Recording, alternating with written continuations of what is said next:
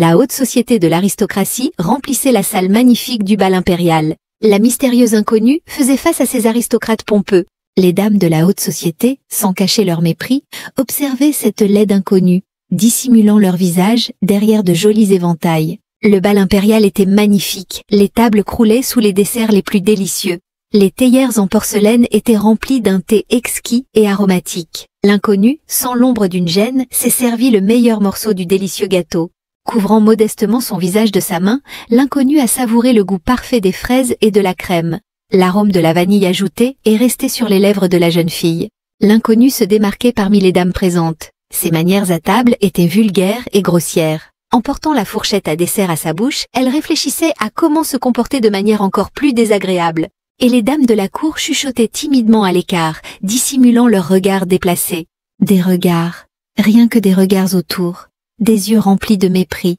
Un jeune couple d'aristocrates invités au bal regardait l'inconnu d'un regard direct, sans cacher leur mépris et leur colère. La jeune fille termina calmement de manger les délicieux desserts et commença à boire le thé parfumé.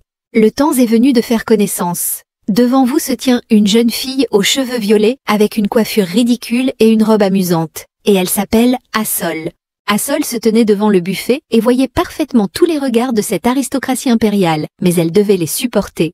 La jeune femme se retourna fièrement et, le dos droit, jeta un regard méprisant à toutes les personnes présentes. Une jeune fille avec une belle coiffure et une magnifique robe bleue, ne cachant pas son mépris, se détourna, dissimulant son irritation derrière son éventail. Assol sort fièrement par les portes ouvertes de la salle de bal impériale, sans dire au revoir à personne. La représentation est terminée. Assol regarde tristement la salle, suivant des yeux les portes qui se ferment. Loin du château impérial, se cache un modeste carrosse. Le bal est terminé et Assol rentre chez elle. La jeune fille n'arrive pas à croire que le carnaval est fini et qu'elle peut redevenir elle-même pour un court instant. Assol sort un peigne de sa magnifique trousse de maquillage et n'arrive pas à croire qu'elle peut enfin défaire ses horribles coquillages sur sa tête. Assol brosse ses magnifiques cheveux. Assol ne cache pas sa joie que le cirque organisé pendant le bal soit terminé et qu'elle puisse être une belle jeune fille. En se remémorant les regards des aristocrates, Assol sent la tristesse se glisser dans ses yeux. Il est impossible de supporter les regards furieux de ces idiotes prétentieuses. Les regards de ce couple riche détruisaient simplement Assol de l'intérieur. Assol poursuivait son chemin vers la maison, la calèche continuait lentement son mouvement. La maison, le doux foyer, le château de mes parents était magnifique. Une jeune fille souriante nommée Rebecca accueille joyeusement Assol. L'humeur merveilleuse d'Assol a changé en un instant. Tout son mécontentement, elle l'a déversé sur Rebecca en poussant la servante sur le côté. Rebecca regardait sa maîtresse avec horreur dans les yeux, ne comprenant pas d'où venait une telle agressivité. Les filles se séparent et partent dans des directions différentes. Assol, en colère et capricieuse, se rend dans ses appartements. Rebecca se tient modestement en bas, ne comprenant pas comment on peut avoir un si mauvais caractère avec une telle apparence. Assol s'est effondré sur le canapé et sans cacher sa joie, s'est félicité pour sa dernière performance. Mais quelque part au fond de son âme, une goutte de déception s'est faufilée. Et le regard d'Assol s'est rempli de chagrin et de tristesse en quelques secondes. Assol regardait avec des yeux larmoyants, elle était vexée d'être la seule à connaître la véritable raison de son comportement. Assol chassa sa tristesse et sa fatigue. Elle se rappela pourquoi elle avait besoin de cette mascarade et se félicita pour sa performance réussie d'aujourd'hui. Assol était assise sur un beau canapé dans sa chambre et se remémorait sa vie passée. Dans sa vie antérieure, Assol était une fille simple et modeste. Vêtue de vêtements modestes, avec une mallette de maquillage sur l'épaule, elle travaillait jour et nuit pour une méga star. Assol exécutait toutes les instructions, tout en subissant des insultes. Sans verser une larme, elle endurait les brimades.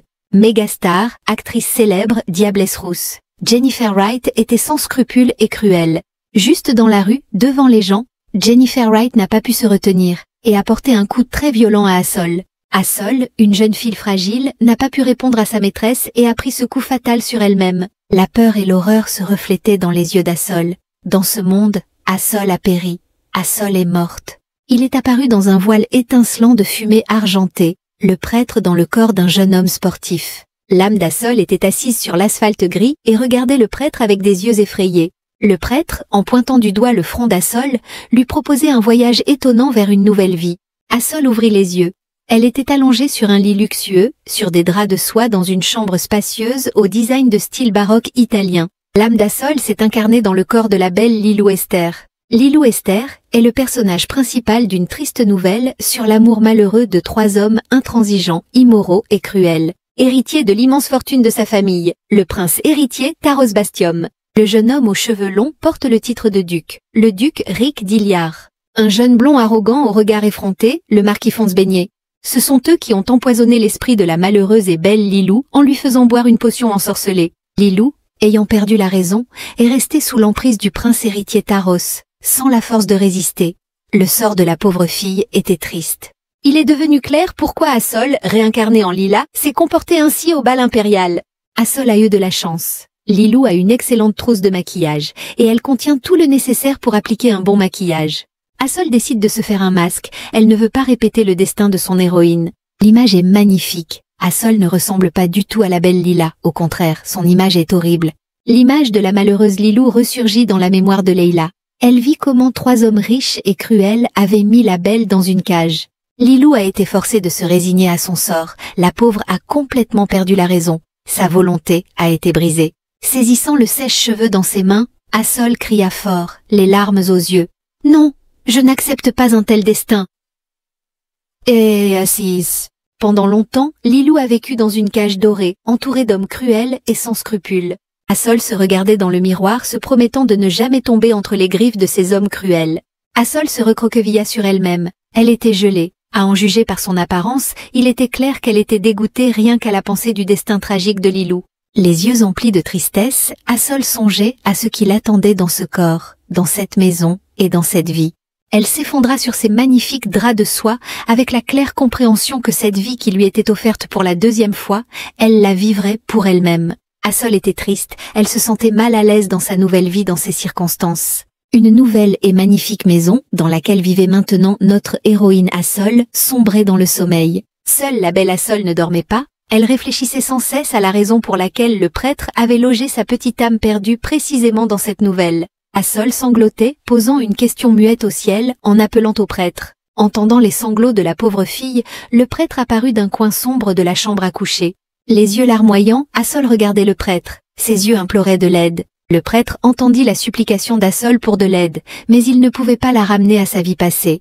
La seule chose qu'il pouvait faire pour la jeune fille en pleurs était d'exaucer son souhait. Bien sûr, Assol, en pleurant, suppliait de lui rendre la vie, mais le prêtre lui proposa autre chose. Le prêtre a placé Assol devant un choix difficile. La jeune fille n'a pas longtemps réfléchi à son souhait, elle savait exactement ce qu'elle voulait. Un sac à cosmétiques, un simple sac à cosmétiques pour femme, mais personne au monde ne pouvait imaginer à quel point il était important pour Assol. Le prêtre ne resta pas indifférent au désir d'Assol et récompensa la jeune fille. Dans la trousse de maquillage volèrent comme par magie du rouge à lèvres, de la poudre, du fard à joues, du mascara, et encore beaucoup d'autres choses intéressantes. Assol regardait avec un air triste le cadeau reçu du prêtre, comprenant que c'était précisément là que résidait son salut. Notre héroïne au regard triste était allongée sur un oreiller en soie et en duvet, songeant à la fête de la majorité à venir. Les beaux yeux bleus d'Assol ne se souviennent même plus de la dernière fois qu'ils ont brillé de bonheur et de joie. Plongée dans le sommeil, Assol vit comment la belle Lilou Esther, le jour de sa majorité, tomba entre les mains d'hommes cruels. Les yeux magnifiques grands ouverts, Assol se remémorait ce qu'elle avait dû faire pour ne pas subir le même sort que Lilou. Assol se souvint du bal impérial des aristocrates, de son apparence hideuse et des moqueries des dames prétentieuses. Le magnifique manoir des barons s'est réveillé avec le lever du soleil. Rebecca se tenait près de la porte d'Assol et frappait timidement. La tête penchée vers les portes, Rebecca ne cachait pas sa peur face au comportement de sa maîtresse en colère. Dans les yeux d'ambre de la servante s'accumulaient des larmes, prêtes à jaillir de ses yeux en une seconde. Et derrière les portes, à ce moment précis, l'attendait la hideuse Assol, prête à jouer son rôle. Assol a fait un excellent travail ce matin. Sa coiffure et sa robe ont transformé une belle dame en une beauté fatale. Assol se regardait dans le miroir et ne pouvait pas accepter son apparence, mais c'était d'une nécessité vitale. Après tout, seul ce cirque pouvait lui sauver la vie. Assol, dans une horrible robe verte, avec 2 petits chignons sur la tête, a vulgairement et avec condescendance permis à Rebecca d'entrer dans la chambre à coucher. Rebecca, sans cacher son horreur et son mépris, regardait Assol d'un regard perçant. Rebecca a informé Assol que son frère, le baron Luigi, l'invitait à déjeuner. Rebecca se retourna et se dirigea vers la sortie, ne voulant pas rester seule avec cette dame laide. En sortant, Rebecca, se tenant à la porte, décida de piquer Assol en lui rappelant qu'elle était une dame et devait se comporter de manière appropriée. Brusquement levée du canapé, Assol fixait le sol avec colère, son regard transperçant la table basse. Elle se souvint du comportement du baron Luigi lui-même lors du dernier bal impérial. Oh, comme il dévorait ses merveilleux desserts, se gavant sans se soucier de personne autour de lui. Assol s'est précipité brusquement vers le bas, sautant une marche de cet escalier en colimaçon merveilleux. Les domestiques chuchotaient prudemment, discutant une fois de plus de l'apparence et de l'humeur de leur maîtresse. Assol, furieuse et ne cachant pas son irritation, ouvrit la porte de la salle à manger. Dans la somptueuse salle à manger, caché derrière un bouquet de chrysanthèmes fraîches, le frère de la baronne, Luigi Esther, prenait son petit déjeuner. Luigi était furieux, il a commencé le petit déjeuner sans attendre sa sœur. Assol décide de s'asseoir à la table à manger magnifiquement dressé, dans le but de montrer son caractère insupportable et son apparence horrible. Luigi n'est pas content du comportement de sa sœur. Il critique Assol directement dans les yeux pour sa robe, sa coiffure et ses manières à table. Assol s'amuse. Luigi regarde sa sœur avec dédain, l'assurant qu'elle est la honte de la famille, et son apparence, sa robe et sa coiffure sont complètement de mauvais goût. Assol est satisfaite de son image et fière d'elle-même. La tension et les éclairs jaillissent entre les proches. Ni Assol ni Luigi ne cèdent l'un à l'autre dans la dispute. Luigi, sans cacher sa moquerie, informe Assol qu'une fois majeure, elle se mariera et quittera le domaine familial. Assol était assise à la table du dîner, attristée de devoir cacher son vrai visage. Elle ne pouvait pas se dévoiler à son frère. Assol finit son petit déjeuner et essaie de quitter la salle à manger. Assol, dans une robe ridicule, avec une coiffure idiote sur la tête, ne laisse même pas paraître qu'elle est une jeune fille fragile qui rêve d'amour et de famille. Le jour du bal impérial était arrivé, les servantes ne cachaient pas leur rire et leur mépris pour la nouvelle tenue d'Assol. Assol était inimitable, défigurant son apparence et son image. Une robe en crêpe bleu foncé avec des nœuds rouges dans le dos. Le dernier cri de la mode impériale. De telles robes étaient portées à peu près au début du siècle dernier. La servante raccompagnait Assol, l'aidant à s'asseoir dans le beau carrosse. La somptueuse traîne de la robe balait le sol. Le bal impérial en l'honneur de la majorité du prince héritier fut le dernier pour la belle Lilou. Elle ne pouvait refuser une danse ni au duc Ricky d'Eliard, ni au marquis Fons Bernier. Fatiguée et mécontente, Lilou tournoyait dans la danse avec le prince héritier Tauros. La rousse diablesse Charlie observait avec envie l'attirante Lilou. Charlie ne pouvait absolument pas cacher sa colère et sa jalousie. Se couvrant le visage avec un éventail, elle observait discrètement les personnes présentes dans la salle. Assol tenait entre ses mains un journal intime, une arme salvatrice pour une jeune fille sans défense. Assol attendait sa rencontre avec la haute société avec crainte et impatience. Elle voyageait dans le carrosse avec peur et confusion. Appuyée contre la fenêtre, Assol ne prêtait aucune attention au paysage derrière la vitre de la calèche. Une seule question la préoccupait. Comment allait-elle survivre à cette journée? La jeune fille serra les poings avec force, rassemblant toute sa volonté. Assol descendait fièrement de son carrosse coûteux, en essayant de ne pas montrer sa peur et sa confusion. Assol entra fièrement et courageusement par les portes grandes ouvertes de la salle impériale. Les dames présentes au bal ont été horrifiées et indignées à la vue d'Assol. Elles ne comprenaient pas comment cette dame pouvait se présenter dans une telle tenue à un bal. Assol se tenait au centre de la magnifique salle, et tous les invités la regardaient avec mépris. S'ils pouvaient seulement savoir dans quel but Assol se défigurait ainsi. Assol, le visage rougi, se tenait debout, les yeux baissés. Elle comprenait parfaitement que le spectacle avait eu lieu. Charlie, vive et sournoise, se démarquait parmi les invités présents. Sa robe magnifique était parfaite. Les jeunes dames, après avoir examiné la robe d'Assol, se détournèrent en gloussant. Elles n'essayaient même pas de cacher leur mépris. Un jeune brun, le majordome, agitant sa précieuse cape bleue, a annoncé aux personnes présentes l'arrivée de la famille royale et des princes héritiers. Un bel homme brun vêtu d'un uniforme militaire de cérémonie entra dans la salle de bal impériale, une cape en soie bordeaux flottant derrière ses épaules. C'était le prince héritier Thoras Bastium, le premier des trois méchants. Le duc Riquet de Larrey et le marquis Fons Beignet suivaient. La famille royale était assise avec autorité sur des trônes dorés et observait ce qui se passait dans la salle de bal. Un serviteur en costume noir strict a commencé à lire à haute voix la liste des invités au bal d'une voix bien posée. Et la première sur la liste était la méchante rousse Charlie Pintaki. Charlie apparut dans toute sa splendeur devant la famille royale. Le roi et la reine regardèrent la belle avec approbation. Après avoir montré toutes ses bonnes manières, tout son éclat et son chic, Charlie a attiré l'attention du prince héritier Thoras. En passant devant Assol, Charlie redressa fièrement les épaules et leva la tête. Assol regardait d'un air éteint, se souvenant comment, 9 ans auparavant, Lilou était apparue dans cette salle. Assol se voyait telle qu'elle aurait pu être si elle n'avait pas eu besoin de faire semblant et de se faire passer pour une fille laide. Elle s'imaginait tournoyer dans une danse avec son bien-aimé, et il serait heureux. Elle était la belle fée Assol, et lui, le bel inconnu. Les rêveries d'Assol furent interrompues par la voix forte du majordome, et elle s'avança sur le tapis rouge pour se présenter devant la famille royale. Assol, gêné par son apparence, baissa la tête. Le roi était indigné, ses yeux brûlaient du feu rouge de la fureur face à l'insolence de cette fille. Assol inclina la tête, cachant son regard gêné. Elle remercia la famille royale pour l'invitation et se prépara à partir. Quelqu'un parmi les invités a poussé la pauvre fille dans le dos. Assol, empêtrée dans sa tenue inconfortable, n'a pas pu garder l'équilibre. Assol est tombée et a roulé vers le bas. Assol leva la tête, regardant tous les présents. Elle se leva et continua à examiner les visages des invités. Elle ne comprenait pas qui avait pu faire ça. Le regard larmoyant de ses yeux bleus laissait indifférents tous ceux qui l'entouraient. Assol a vu le marquis de Fon flirter avec une jeune dame invitée, sans prêter aucune attention à ce qui se passait. Le duc Riquet de Larrey avait une conversation intime sur la chasse à venir avec les frères Poirier du comté voisin. Et le principal instigateur de tous les malheurs, Lilou, le prince héritier de Taros, virevoltait dans une danse avec Charlie. Assol se tenait debout, la tête baissée. Sa tenue était vraiment affreuse. Assol, dans le corps de Lilou, avec une douleur dans les yeux, regardait les personnes présentes, comprenant que sa performance touchait à sa fin. Lilou se tenait dans un coin reculé de la salle de bal, essuyant les larmes qui lui étaient remontées aux yeux.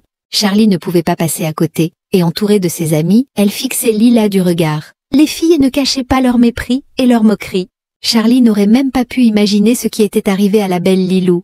Charlie regardait sa rivale, enlaidie par le temps, avec un rire dans les yeux. Assol, dans le corps de Lilou, comprenait que Charlie l'avait reconnue. Les yeux d'Assol se remplirent de peur. Elle remarqua le duc et le marquis qui s'approchaient. Ricky et Fond se tenaient tout près, mais leur arrogance les empêcha de remarquer la mocheté qui était tombée. Assol a compris qu'ils ne l'avaient pas reconnue, mais elle devait quitter le bal rapidement. Assol se retourna et s'éloigna. Charlie, Fons et Ricky restèrent déjà derrière la jeune fille, la suivant de leur regard hautain.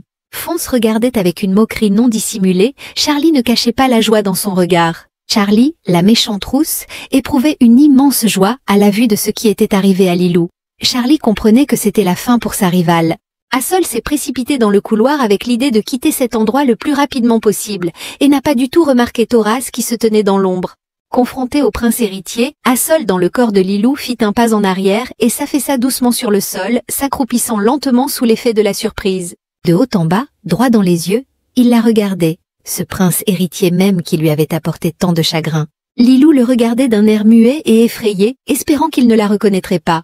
Thoras, avec son arrogance habituelle, se tenait en face d'Assol et la regardait d'un air vitreux. Assol a salué le prince héritier d'une profonde révérence et a demandé la permission de se retirer. Le prince n'était pas contre. En partant, il regarda encore une fois la jeune fille qui s'éloignait, sans comprendre son sentiment de doute. Le visage de Thoras exprimait l'incompréhension. Un soupçon de doute s'insinuait dans son esprit. Mais Thoras chassa les pensées complexes sur l'incident qui s'était produit et revint fièrement dans la salle. Le regard du prince héritier était fixé sur Charlie Pintaki. Charlie, la diablesse rousse, observait du coin de l'œil le regard du prince. Elle rêvait depuis longtemps de prendre la place de Lilou et d'entrer dans la famille royale. Le prince regardait Charlie et pensait à ce que devait être une épouse. Et dans ses pensées, Charlie était une personne très appropriée pour ce rôle. Le visage de Thoras semblait préoccupé. Il n'arrivait pas à se débarrasser de l'image de la jeune fille qui s'enfuyait loin de lui. Assol, plus rapide qu'une flèche, volait à travers les vastes couloirs du palais impérial avec une seule pensée, rentrer chez elle au plus vite. Des pas assurés et rapides, de chaussures chères et cirées, jusqu'à briller. Luigi Esther, furieux, agitait nerveusement les mains en s'approchant de la porte de la chambre de sa sœur. Assol, dans le corps de Lilou, était allongée dans son lit. De retour du bal d'hier soir, elle n'avait plus de force. Elle s'était endormie sans même enlever sa robe de soirée. Lilou leva la tête de l'oreiller, ses cheveux étaient ébouriffés, sa robe froissée et ses yeux gonflés par les larmes.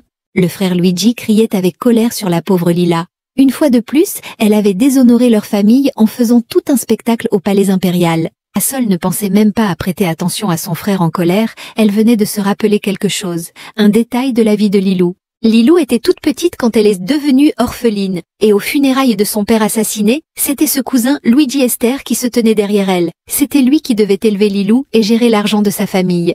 C'est à ce moment-là que ce jeune homme pompeux et sûr de lui, le cousin de Luigi, est apparu dans la vie de Lilou. En écoutant son frère hurler, Assol imagina les conditions insupportables dans lesquelles vivait la petite Lilou, et un air de pitié pour la pauvre enfant apparut sur le visage d'Assol. Assol ouvrit grand ses beaux yeux bleus, comprenant qu'elle ne devait pas se trahir. Tout le monde devait penser qu'elle était Lilou. Le scandale éclatait dans la chambre d'Assol. Assise sur son magnifique lit, Assol écoutait attentivement son frère. Luigi en colère a menacé du doigt et a annoncé qu'il s'occuperait immédiatement de la question et marierait Assol. Rebecca, la servante qui se tenait derrière Luigi, écoutait attentivement toute la conversation. Rebecca comprit que bientôt il ne serait plus nécessaire de cacher sa relation avec le jeune baron. Les yeux d'Assol regardèrent son frère avec horreur et effroi. Rebecca, se cachant le visage derrière son éventail, souriait méchamment. Elle savait que Luigi mettrait la jeune femme à la porte. Rebecca, la sournoise, cachée derrière son éventail, comprenait parfaitement qu'elle deviendrait bientôt la maîtresse des lieux. Assol, resté seul dans la pièce, réfléchissait à son destin futur, les yeux emplis de tristesse. Assel regardait dans le miroir et y voyait la belle Leila. Ce n'est pas le moment d'être triste, pensa-t-elle, et elle décida de modifier légèrement son plan. Assol regardait l'avenir avec confiance, elle comprenait parfaitement qu'il ne restait plus longtemps à endurer. Pendant une longue période, le baron enferma Assol dans le château, et il ne lui restait plus qu'à observer le cours du temps par les fenêtres fermées, passant des journées entières à broder. Un jour, la patience d'Assol atteignit ses limites, et elle décida de mettre de côté la broderie qui l'ennuyait. Assol se mit sur ses gardes et tendit l'oreille. Quelqu'un se faufilait manifestement vers la porte de sa chambre. La nouvelle servante frappa doucement à la porte et entra dans la chambre d'Assol pour l'informer que le baron Luigi l'attendait pour une conversation. Assol se leva et suivit la servante, emportant avec elle sa trousse de maquillage. La servante, la tête baissée, informa le baron qu'Assol était invité. Assol se tenait modestement derrière la servante et attendait la permission d'entrer. Dans la salle spacieuse, sur un doux canapé en peluche, était assis le baron Luigi Esther. Il invita Assol à s'asseoir dans le fauteuil en face de lui. Sans cacher son agitation, Assol s'assit en face de son frère. Luigi n'a même pas essayé de cacher son visage joyeux. Il a informé Assol qu'une proposition de mariage était arrivée des terres lointaines du Nord. L'ancienne lignée de la famille des Montes descendait de la famille royale. Les armoiries de la famille inspiraient la peur et l'horreur, car le protecteur ancestral de cette famille était un féroce loup noir. Luigi regardait sa sœur avec un sourire et un clin d'œil malicieux. Luigi savait que le duc Maximus des Montes était aussi effrayant que Lilou, et cela faisait de nombreuses années qu'il n'avait pas quitté son château du Nord. Luigi riait franchement en regardant dans les yeux effrayés de Lilou. Assol dans le corps de Lilou n'arrivait pas à se souvenir où elle avait pu entendre le nom du duc. Assol était reconnaissante envers son frère pour un tel choix. L'essentiel était que son futur mari ne fasse pas partie du trio d'hommes cruels qui avait détruit Lila. Assol regardait son frère, écoutait attentivement Luigi et n'en croyait pas ses yeux ni ses oreilles. Luigi s'est levé de son canapé confortable et a informé Lily qu'elle partait demain. Assol dans le corps de Lily a été horrifiée par ce qu'elle a entendu et a commencé à demander du temps pour faire ses valises. Mais Luigi en colère était intransigeant. Il se leva de toute sa hauteur et pointa un doigt menaçant, disant que Lilou partait demain. Le lendemain, la valise marron en cuir véritable se tenait sur le seuil de la maison natale de Lilou. Assol dans le corps de Lilou regardait avec pitié le portail familier de la maison de ses parents. Le carrosse était avancé, tout était prêt pour le voyage d'Assol vers les terres du Nord. Le voyage d'Assol fut bref. En chemin, elle réfléchissait à la façon dont elle devrait se comporter dans sa nouvelle maison et à l'accueil qu'on lui réserverait. Un jeune homme bienveillant a accueilli Assol poliment et courtoisement au seuil même du palais du Nord. Le duc Maximus des Montes était magnifique, parfaitement habillé et bien élevé. Les yeux emplis de perplexité, Assol regardait le visage du duc. Elle ne comprenait pas qui avait osé traiter un si beau jeune homme de monstre. Le duc est un grand brun aux yeux bleus, bien bâti et sachant parfaitement se maîtriser. Assol n'arrêtait pas de dévisager le duc, ce qui dépassait déjà toutes les limites de la bienséance. Assol ne pouvait rien faire d'elle-même. Les yeux grands ouverts, elle fixait directement le visage de Maximus. Maximus a commencé à se sentir gêné par un regard si insistant. Le duc regarda la jeune fille qui venait d'arriver d'un air menaçant, la foudroyant du regard. La joie d'Assol a été remplacée par la peur. Elle a compris que le duc avait probablement un mauvais caractère. Une lueur de tristesse passa dans les yeux d'Assol. Pendant ce temps, le duc s'enquit auprès de son invité des raisons pour lesquelles elle était arrivée dans un si horrible carrosse. Le duc inclina poliment la tête, ce qui trahissait ses excellentes manières. Le duc proposa poliment et courtoisement à Assol de se rendre dans la chambre préparée pour elle et de se reposer de son difficile voyage. Assol regardait le beau duc d'un air assuré et lui fit savoir qu'elle allait bien et n'avait pas besoin de se reposer. Le duc, se retournant, regarda attentivement la jeune fille. Dans le magnifique salon se tenaient 3 personnes, le duc, Assol et le serviteur. Maximus a proposé à Assol de le suivre pour une conversation sérieuse. Assol regardait le duc d'un regard assuré et ferme. Maxime s'est dirigé vers le salon, marchant d'un pas assuré. En portant la tasse en porcelaine à ses lèvres, Maximus regardait Assol, qui était venu lui rendre visite, d'un air triste. Assise dans un fauteuil en velours coûteux, Assol se prépara à écouter attentivement le duc. Le duc ne se pressait pas et finissait de boire son thé aromatique, racontant la triste histoire de sa famille. Le loup noir féroce représenté sur les armoiries de notre famille est le protecteur de notre clan. Mais il n'a pas pu protéger mon frère aîné de la mort, et celui-ci a péri. Assol regardait Maximus avec de la pitié dans les yeux. Maximus a continué de raconter à Assol la tragédie familiale des ducs de Desmontes. Le duc, sans changer sa pose gracieuse, racontait avec dignité le drame familial. Assol écoutait attentivement l'histoire du jeune duc avec un respect et un enthousiasme non dissimulés. Les yeux d'Assol se remplirent, sinon d'amour, du moins d'une immense chaleur, et d'une infinie tendresse en entendant cette histoire. La conversation se poursuivait, il racontait et elle écoutait attentivement. Le duc a informé Maxime de Monté de la mort de son frère et lui a parlé de son petit-neveu, le futur héritier du titre de duc et de tous les biens de la famille de Monte. Assol a écouté attentivement le duc mais n'a pas compris pourquoi il avait besoin d'elle. Le duc regarda Assol avec mécontentement et déclara à haute voix qu'il avait besoin d'un mariage blanc, car le garçon devait grandir dans une famille complète. Abasourdi par l'étonnement, Assol écarquilla les yeux. La conversation entre le duc et Assol ressemblait à une sorte de complot secret. Le salon, la table ronde et les canapés moelleux en devenaient les auditeurs involontaires. Assol regarda Maximus d'un air interrogateur et dit « Avez-vous simplement besoin du fait d'être marié ?» Le duc assis en face d'Assol hocha la tête en signe d'approbation. Le serviteur montra poliment la chambre à Assol. Il était impossible de contenir l'émerveillement face à ce spectacle. La chambre de la duchesse était magnifique. Assol ne pouvait même pas espérer de si belles conditions. Un magnifique grand lit à baldaquin et une superbe coiffeuse. C'est le plus important, ce dont elle a besoin. Assol regardait le beau plafond de sa nouvelle chambre et comprenait qu'il ne lui restait plus qu'1 an à vivre en faisant semblant. Avec la tombée du soir, Assol a rendu visite à Maximus pour lui faire part de sa décision positive. Maximus écoutait attentivement la charmante jeune fille, sa future épouse fictive. Assol annonça au duc avec joie sur son visage qu'elle n'était pas contre de faire semblant d'avoir une vie de famille heureuse pendant 1 an. Maximus écoutait Assol très attentivement, la regardant d'un air sérieux. Assol ne demandait qu'une seule chose, qu'après la fin de son mariage, elle disparaisse. Maximus a accepté son accord, promettant d'exaucer son souhait. Assol resta seule, prenant un bain chaud et apaisant. Elle était incroyablement heureuse de cette option de mariage. Ayant enfilé un nouveau peignoir en peluche, Assol, songeuse, se tenait devant le miroir, arrangeant ses cheveux magnifiques. Assol regardait son reflet dans le miroir et promettait silencieusement à la belle Lila de la sauver, elle et elle-même. Le château du duc était magnifique et majestueux. Premier jour au château. Assol a poursuivi son mascarade. Assol avait fait de son mieux pour peaufiner son apparence et était déjà prête à quitter sa magnifique chambre. Eh bien, une nouvelle journée dans le rôle de la future duchesse a commencé. Assol, satisfaite d'elle-même, s'apprêtait à sortir dans le couloir. Dans le vaste couloir du château, Assol entendit un bruissement derrière elle. Un petit garçon avec un regard effrayé et méchant se cachait derrière le coin. C'était le neveu du duc, le futur héritier de tous les biens de la famille Desmontes, le petit Martier. Assol l'a rencontré face à face et a poussé un soupir d'attendrissement, tant le garçon était beau, mais le jeune garçon a montré son caractère sans gêne et méchant.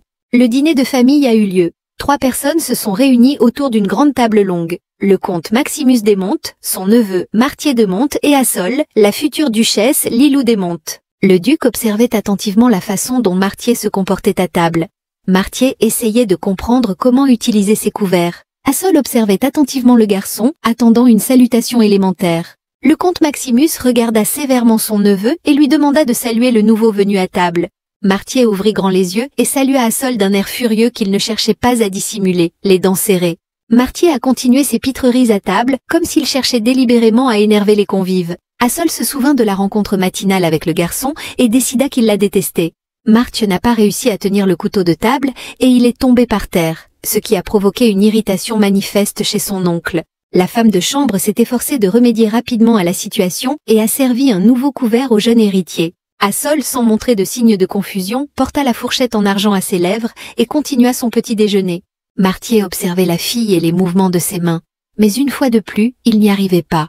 Et les couverts en argent tombèrent par terre. La servante, s'attendant à une telle situation, se tenait à côté du garçon, tenant prêt un nouveau set de couverts. La servante a soigneusement remis les couverts propres dans les mains de Marthe. Sans quitter l'enfant des yeux, la servante, derrière le dos de Marthe, observait comment cette fois-ci, il allait se débrouiller avec le morceau de viande juteux. Assol regardait ce qui se passait avec perplexité. Elle n'arrivait pas à comprendre ce qui se passait.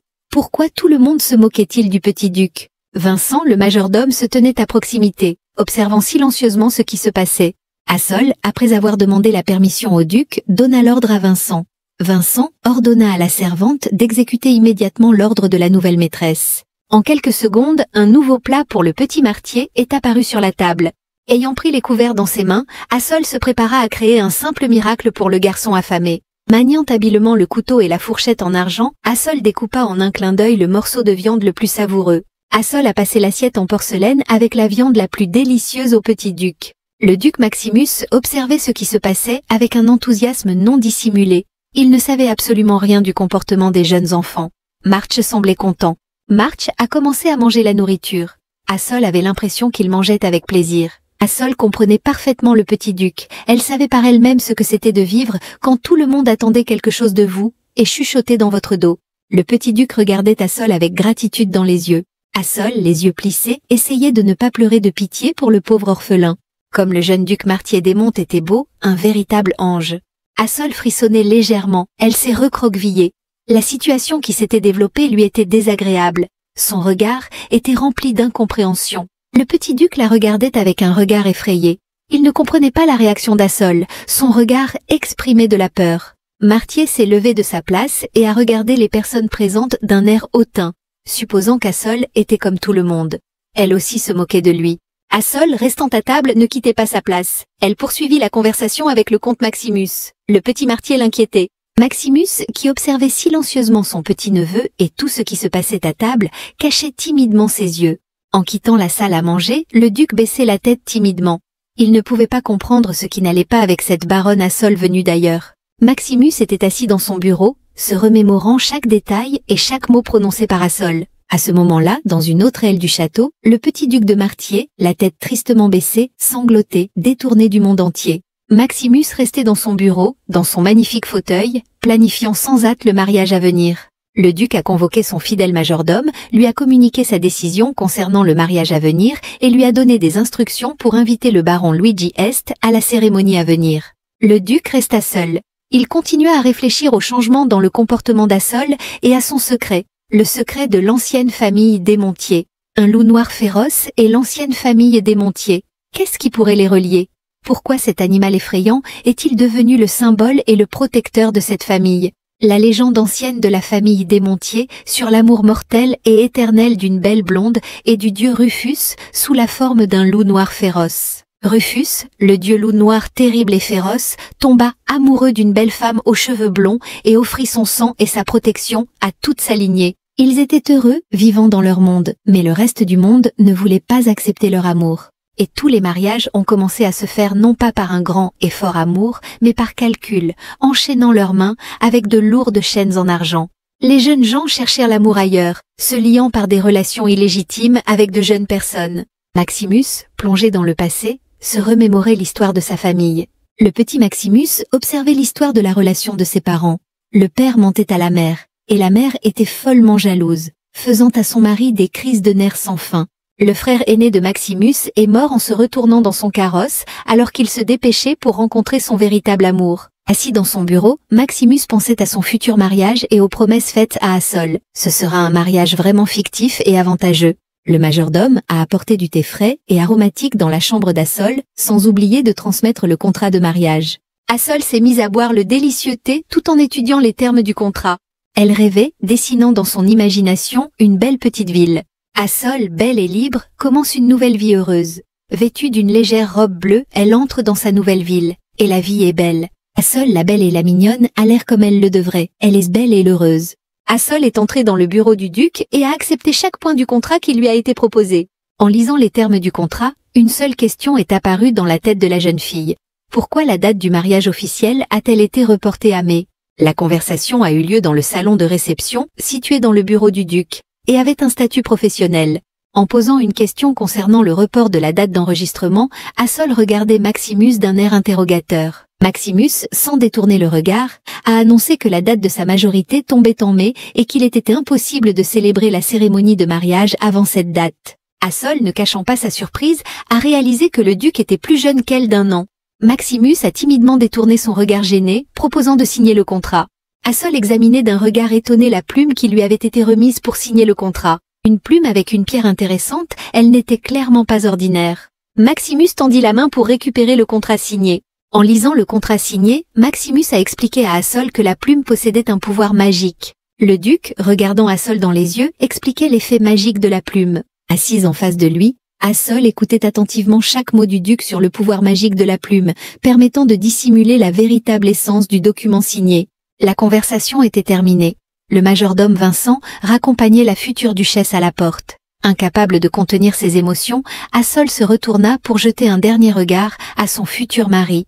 Le duc Maximus resta seul, suivant du regard Assol qui s'éloignait. L'image d'Assol apparut dans l'esprit de Maximus. Il se souvint de son visage étonné, de son regard absolument désintéressé et direct, et de ses yeux bleus. Maximus se souvint comment tout le monde riait de lui, toute la cour impériale, mais elle le regardait sans remarquer du tout sa laideur. La future duchesse s'adressa à Vincent en lui demandant de lui montrer le magnifique jardin qui entourait le château du duc. Assol a découvert un magnifique belvédère, construit avec élégance et un chic royal. Un bruit étrange a détourné l'attention d'Assol de ses pensées lumineuses sur l'avenir. Le regard effrayé, Assol fixait le château au loin. La main d'Assol effrayée s'est tendue vers les buissons pittoresques aux fleurs bleues. Penché par-dessus la cloison, entouré d'un buisson luxuriant en fleurs, Assol écarquilla les yeux de surprise. En bas était assis le petit duc de Martier, se frottant l'oreille meurtrie. Assol a vu Martier. Martier était assis devant Assol avec l'air pitoyable d'un chiot battu.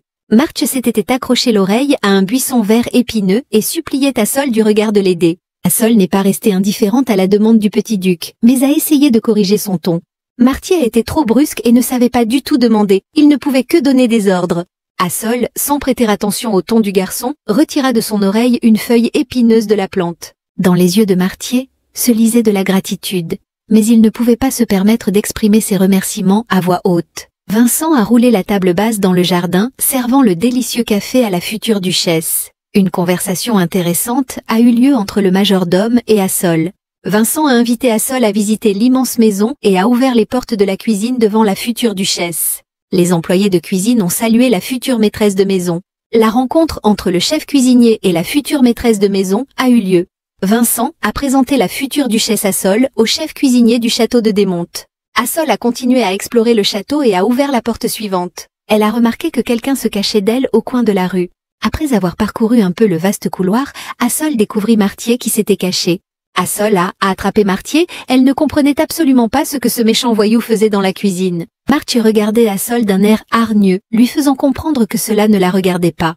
Assol n'abandonnait pas, essayant d'établir une relation avec le petit duc, lui proposant de boire du thé avec un merveilleux dessert. Assise à table, Martier n'arrivait pas à cacher son regard méprisant.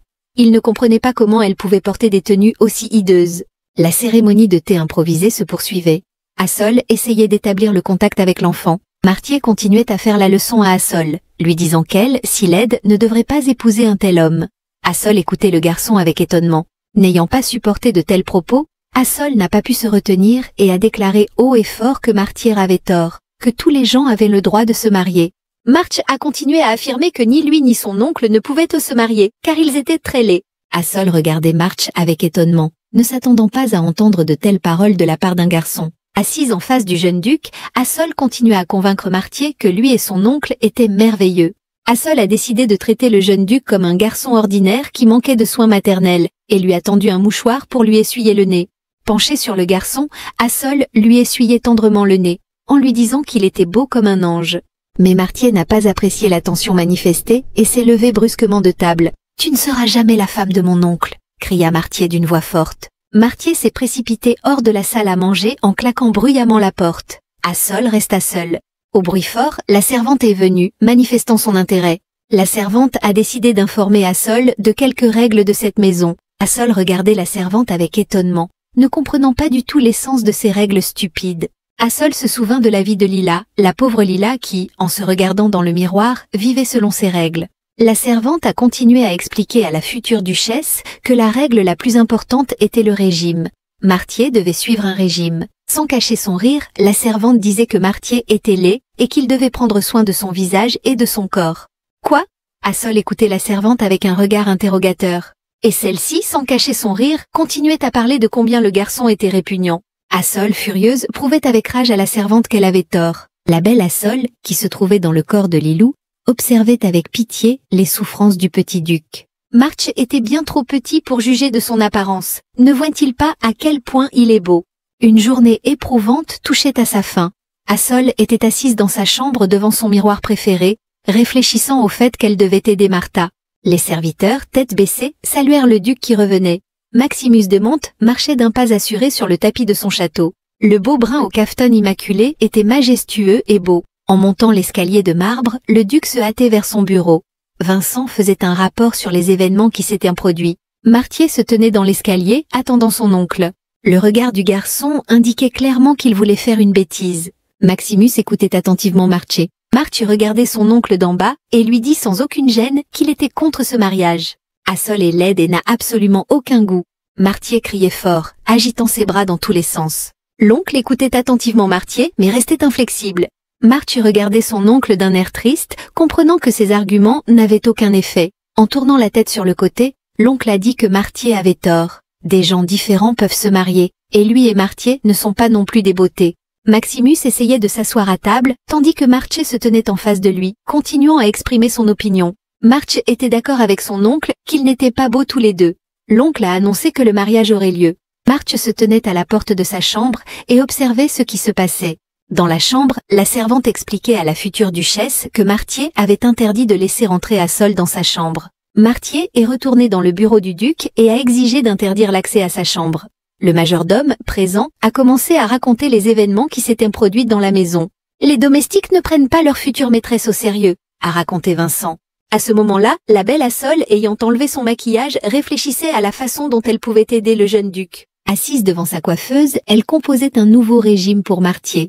Assol a eu peur, car quelqu'un se tenait derrière les portes. Elle ne doit pas révéler son vrai visage. Le duc Maximus, agrippant la poignée de la porte, était déjà prêt à entrer dans la chambre d'Assol.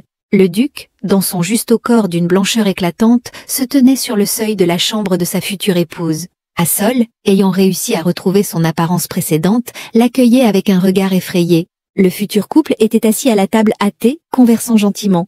Le duc, croisant les jambes, écoutait attentivement Assol parler de l'incident d'aujourd'hui. Assol a raconté à Maximus l'histoire de la servante qui avait dit que Martier était laid, et lui avait interdit de manger des desserts. Assol n'a pas pu se retenir et a été grossière avec la servante. Assol regardait le duc et ne comprenait pas.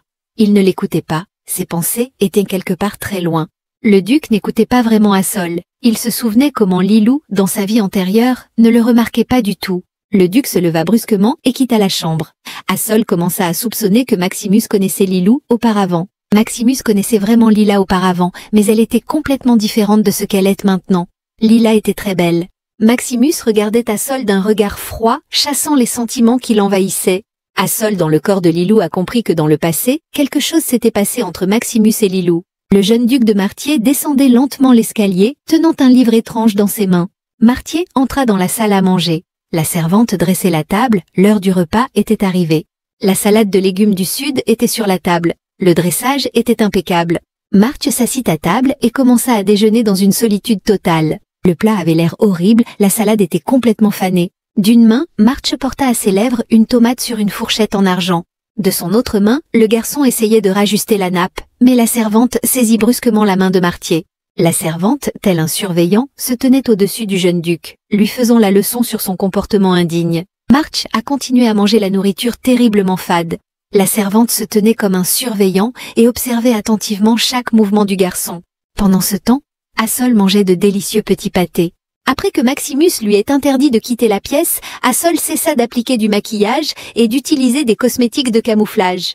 Elle était assise librement et sans contrainte sur son magnifique canapé. Assol mangeait un délicieux petit pâté, en pensant à quel point elle passait son temps de manière productive en captivité. Assol tournoyait dans une danse amusante, se rappelant à quel point elle avait eu la bonne idée de faire un paravent pour séparer sa chambre du salon. Un paravent blanc et épais. Une excellente option pour se cacher des visiteurs indésirables et des regards indiscrets.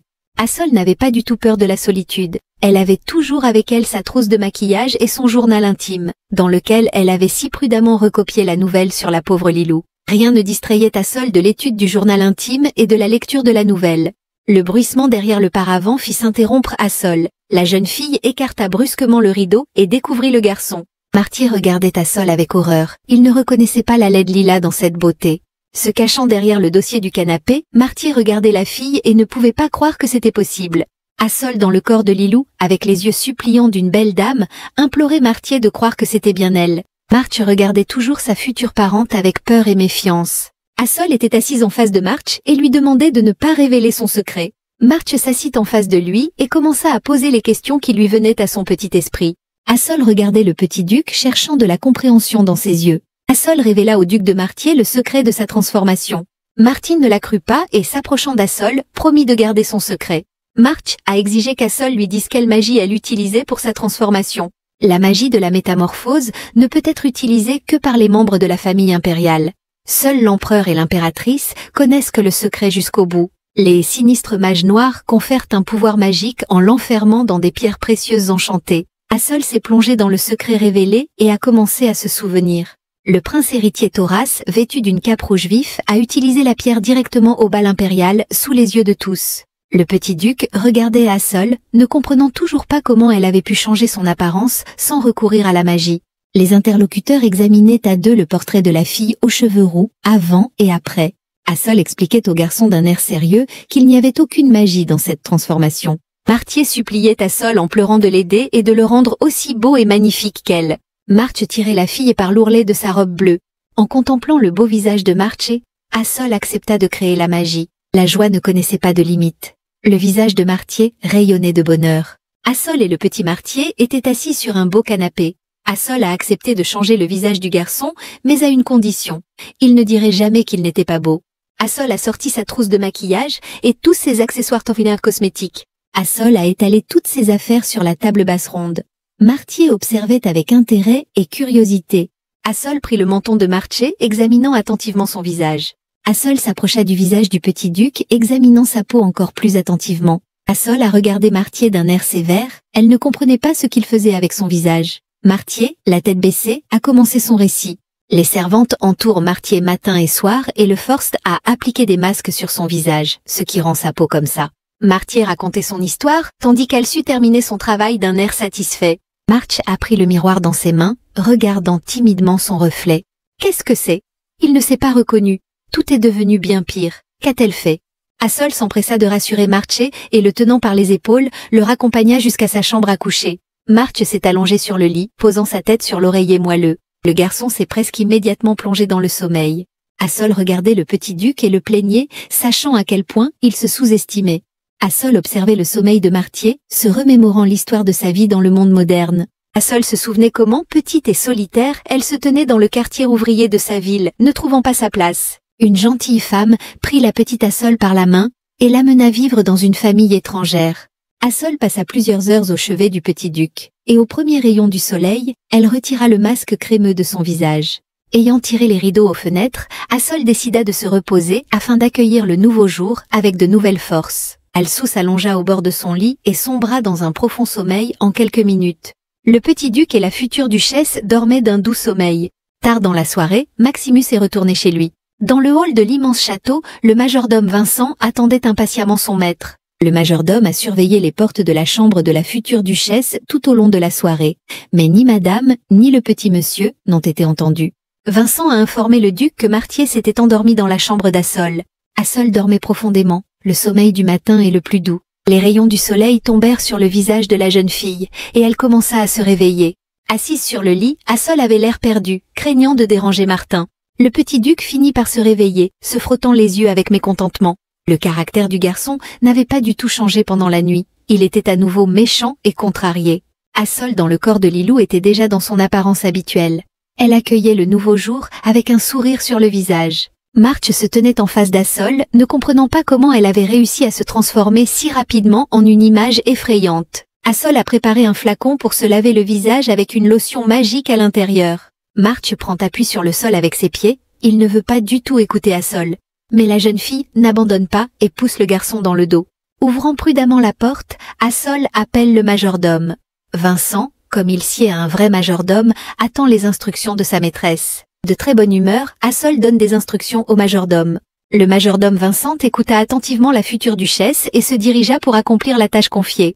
Maximus s'approcha de la porte de la chambre et, regardant Assol avec un regard tendre, l'invita à prendre le petit déjeuner ensemble. Assol regarda le duc avec méfiance. Un magnifique petit déjeuner attendait les habitants du palais ducal.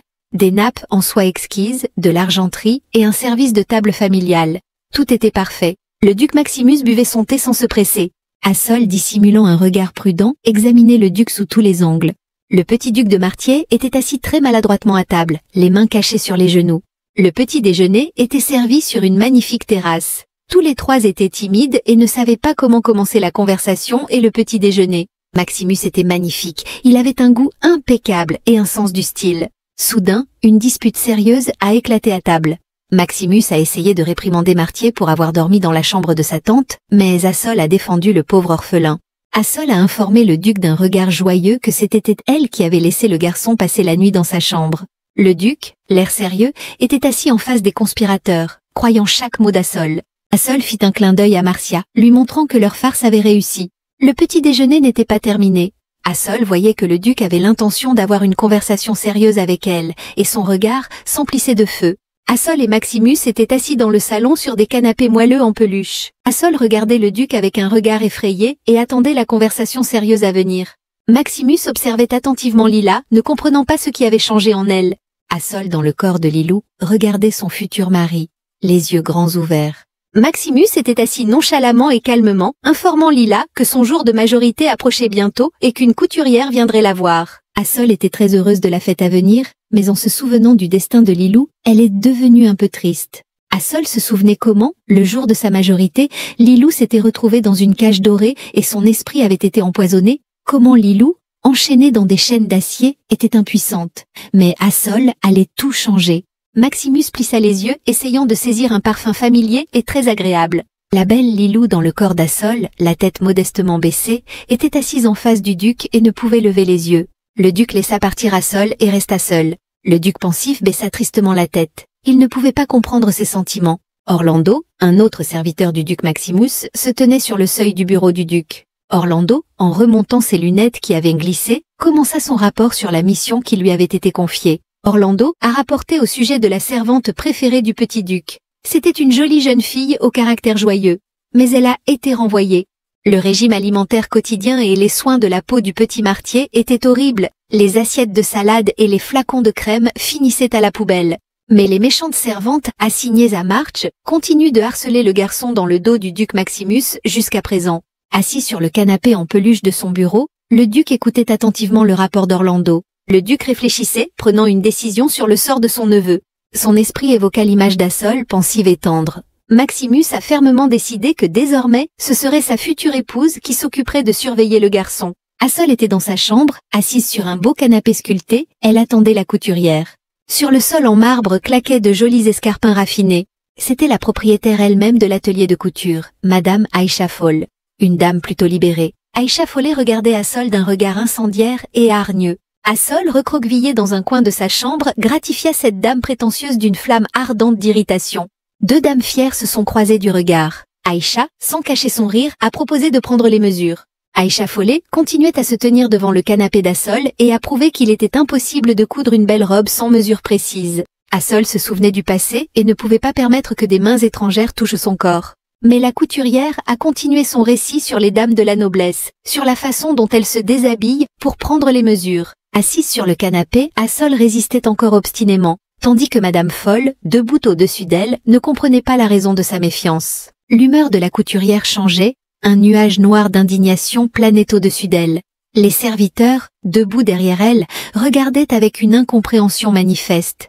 Trois adultes riches d'expérience de vie prouvaient à Assol la nécessité de mesures précises. Madame Foll était furieuse.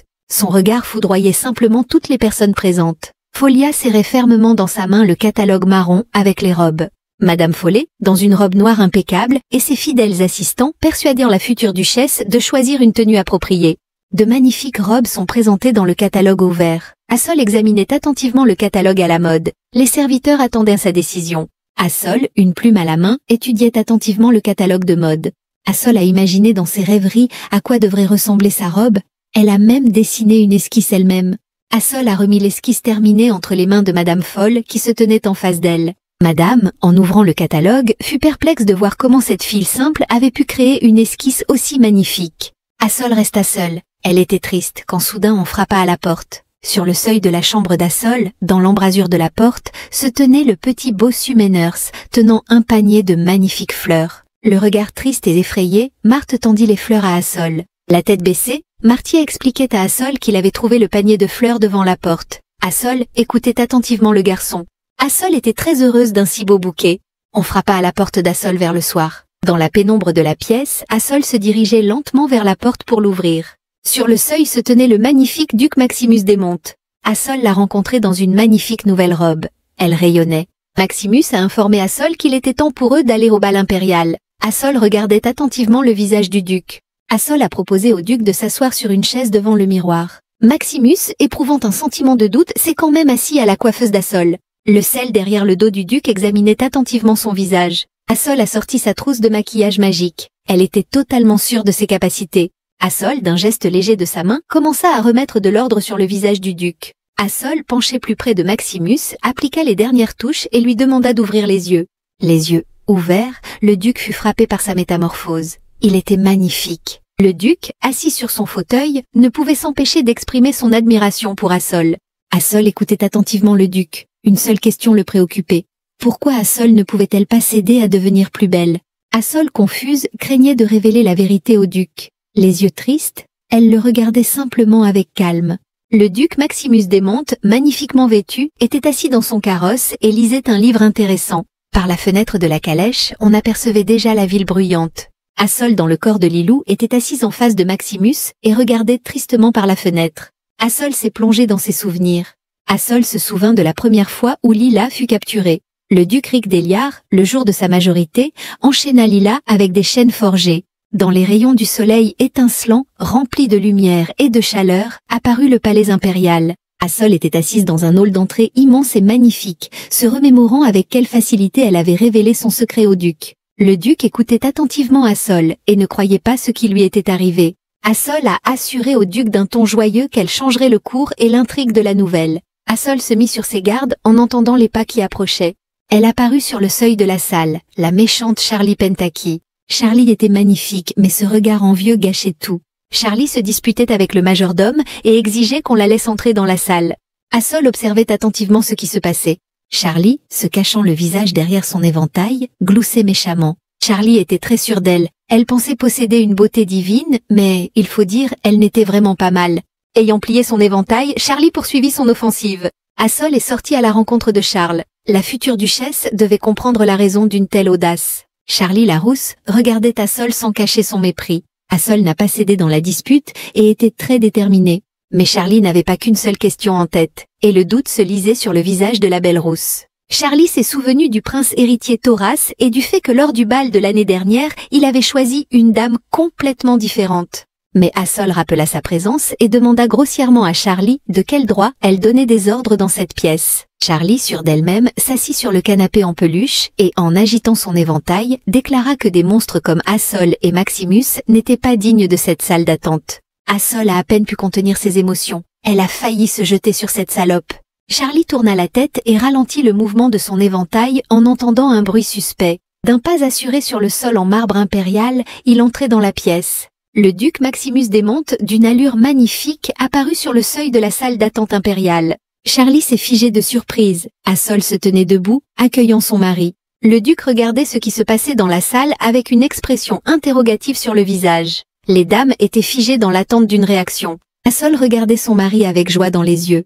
Maximus regardait la fille effrontée avec des yeux pleins de reproches. Assise sur le canapé, Charlie était choquée par l'apparence du duc. Le duc, tenant tendrement les mains d'Assol, demanda à l'effrontée Charlie de quel droit elle se trouvait dans cette salle et se comportait comme une personne royale. Le duc tenait tendrement les mains d'Assol, lui proposant de quitter la salle d'attente. Charlie regardait le couple d'aristocrates d'un air méchant et envieux. Maximus et Assol s'éloignèrent de cet endroit d'un pas fier. Pendant ce temps, le beau et élégant prince héritier Thoras était assis dans les buissons de roses, lisant le message. Dans le bureau moderne de la famille impériale, le majordome informa Thoras de l'arrivée d'une invitée. Thoras devint pensif. Le majordome a informé le prince héritier que Charlie Pintaki était arrivé. Le prince héritier Thoras ne comprenait pas comment Charlie avait eu le courage de venir le voir après le bal précédent. Il ne comprenait pas non plus comment cet épouvantail de Lilou et le duc Maximus, encore plus effrayant, avaient pu former un couple. Comment ces monstres avaient-ils pu être autorisés à entrer au bal? Le prince héritier était assis fièrement sur son petit trône, plongé dans les souvenirs du dernier bal.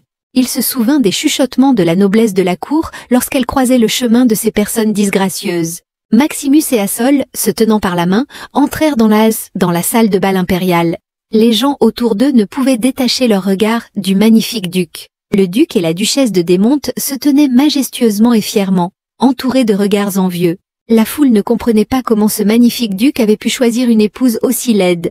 Maximus regardait la foule avec des yeux pleins de reproches. Le duc marchait fièrement aux côtés d'Assol, réfléchissant à l'avenir. Les pensées du duc s'envolèrent vers la révélation d'Assol. Il se souvenait. Assol doit disparaître dans un an, c'est pourquoi elle n'attire pas l'attention sur son apparence. Assol se comporte merveilleusement bien avec le petit Marché, et Marché a déjà commencé à s'habituer à elle. Le beau duc et la duchesse laide se tenaient face à face avec leurs offenseurs. Le duc Ric de Larrey, le marquis Fonce Bernier et la rousse Charlie Pintaki se tenaient devant le couple, s'efforçant à qui mieux de les saluer. Charlie s'avança, essayant d'engager le dialogue. Riquet et Fonce se tenaient derrière Charlie, essayant d'entamer un dialogue. Mais Maximus, ayant enlacé Assol, ne prêta pas attention aux aristocrates arrogants qui exigeaient son attention et se dirigea vers la sortie. Furieuse, Charlie lançait des malédictions au couple qui s'éloignait.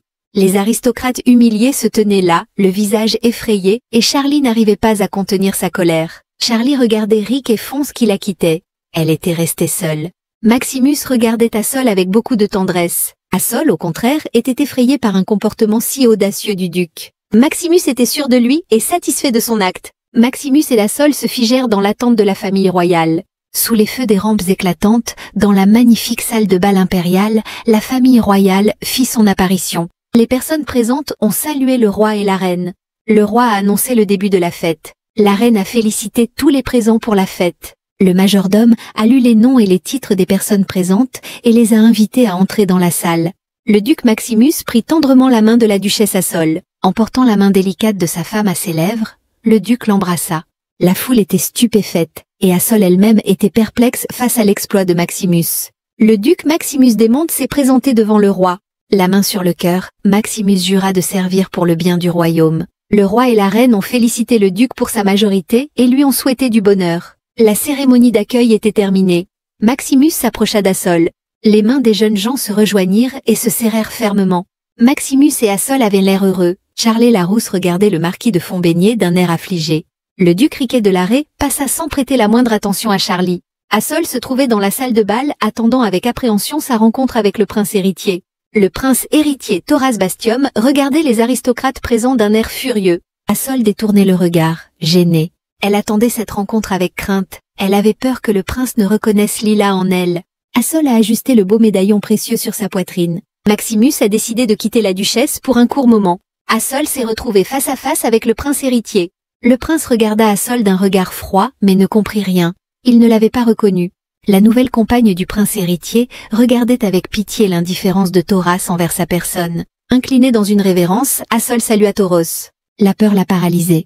Soudain, Maximus s'approcha d'Assol et se joignit à elle pour saluer amicalement Thoras. Quelque chose a alerté le prince héritier et il a commencé à regarder Assol de plus près. La main de Maximus reposait sur l'épaule d'Assol, lui faisant comprendre tout le sérieux de son attitude envers elle. Le prince héritier et le duc se sont lancés des regards hostiles. Le prince ne pouvait pas pardonner au duc sa familiarité. La charmante compagne du prince a rappelé sa présence. La petite fille a invité le prince à ouvrir le bal. Taras et la petite fille se sont lancés dans la danse, ouvrant le bal. Le magnifique couple formé par le prince héritier et sa nouvelle compagne a entraîné tous les invités dans une danse tourbillonnante. Sans se faire attendre, Assol et Maximus furent les suivants à tourbillonner dans la danse. Ils étaient magnifiques. La magnifique robe d'Assol s'est soudainement déchirée le long de la couture. Assol regardait autour d'elle en refermant la déchirure de sa robe. Elle regardait Maximus avec effroi, ne sachant pas comment se sortir de cette situation avec dignité. Mais le beau Maximus ne perdit pas son sang-froid, il prit Assol dans ses bras. Le puissant et beau duc Maximus souleva sa magnifique épouse dans ses bras et la porta à travers toute la salle de bal. Assol, blotti contre la poitrine de son mari, se sentait en sécurité. Le cocher attentif s'est précipité pour aider son duc. Le duc a jeté un regard menaçant au cocher, ayant ordonné d'ouvrir immédiatement la portière du carrosse et de se mettre en route. Le cocher s'empressa d'exécuter l'ordre. Dans l'obscurité de la nuit, il quittait le château impérial. Maximus continuait à tenir Assol dans ses bras, l'enlaçant tendrement par la taille. Assol, extraordinairement heureuse, se blottissait encore contre la poitrine chaude de son mari. Maximus tâta de la main la déchirure dans la robe et demanda avec colère qui l'avait cousue.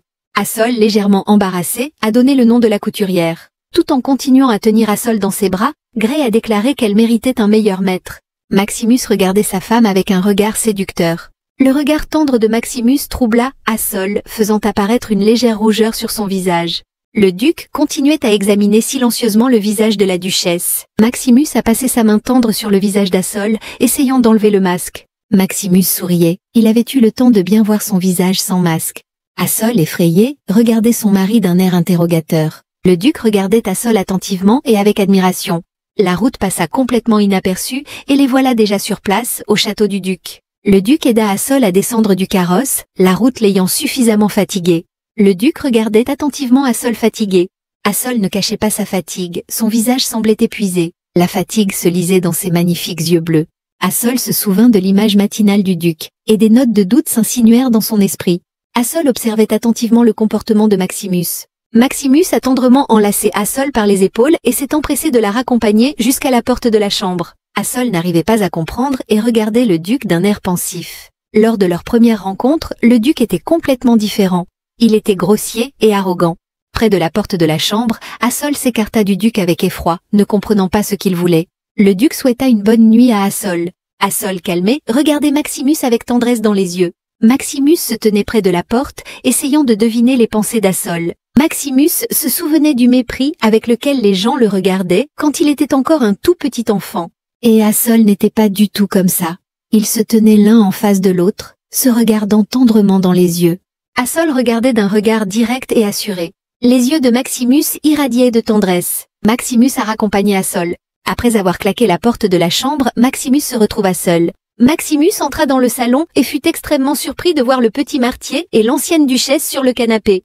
L'ex-duchesse avait une excellente apparence. Une blonde éclatante au regard froid étreignait le Martier effrayé. La blonde souriait gentiment, cachant l'irritation et la colère dans son regard. March, assis sous la main lourde de sa mère, était très effrayé. N'ayant pas pu contenir son irritation, Maximus demanda à voix haute ce que l'ancienne duchesse faisait dans sa maison. S'étant levée, la blonde a déclaré qu'elle avait le droit absolu de voir son fils. Le duc a exprimé son mécontentement aux serviteurs présents. L'ex-duchesse foudroyait de son regard perçant.